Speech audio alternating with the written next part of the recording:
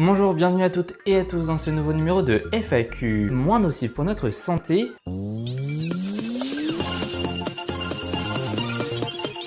Bonjour Alice, j'ai réussi à arrêter de fumer.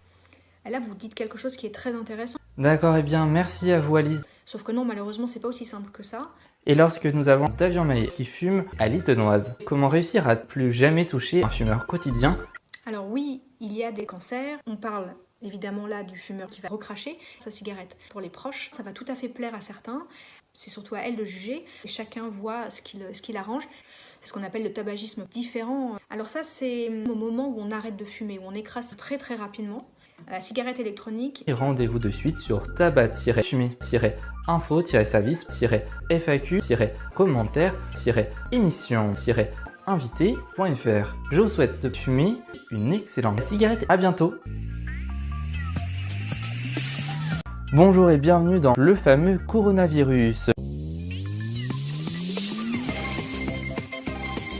J'accueille de suite le docteur Kierzek. Venant de Chine, ce dernier est aujourd'hui présent, inquiétant une partie de la population.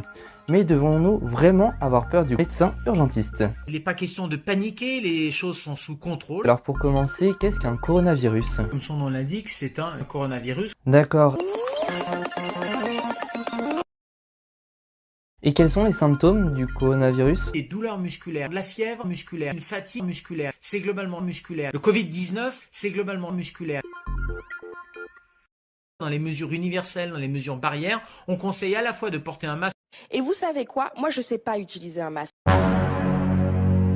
Bref, il faut isoler et éviter d'être en contact avec les gouttelettes de salive. Mais est-ce qu'on peut attraper le coronavirus? La question correspond un peu à la psychose. En tout cas, il n'y a aucun cas de contamination avéré. Il faut vraiment que ça soit un contact assez proche d'un être vivant à un autre être vivant, à un autre être vivant, à un autre être vivant, puisque le virus a besoin de barrières pour pouvoir rester en vie. D'accord, et bien merci Dr Kierzek d'avoir répondu à ces questions. Merci à vous. Je crois que c'est important de s'affoler. Il ne s'agit pas non plus de minimiser. Pour l'instant, ça tue déjà des gens fragilisés. Que chaque année, il y a 600 morts du coronavirus. 2500 morts en Chine, ça peut paraître énorme. Mais il n'est pas question de paniquer. C'est donc la fin de ce numéro de FAQ sur le coronavirus. Un grand merci également notamment Davian Maillet en tant que programmateur Kierzek. À bientôt sur LCI Canal 26.